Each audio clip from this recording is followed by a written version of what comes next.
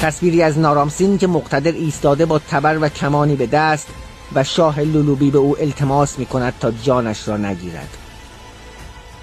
در پایین این نقش سربازان نارامسین را می‌بینید که پیش می‌روند و جنازه بر جا می‌گذارند. اکد سپاه نیرومندی داشت، مجهز و با تجربه. از زمانی که سارگون کشورگشایی را آغاز کرد، سپاهیان نقشی اصلی در شکلگیری این امپراتوری بازی کردند. با فتح سومر و دستیابی به ثروت عظیم این تمدن و از طرفی گسترش کشاورزی، قدرت آنها بیشتر هم شده بود. نارامسین با اتکا به همین سپاه توانسته بود تمام حکومت‌های محلی را زیر فرمان خود نگه دارد، اما نه همیشه.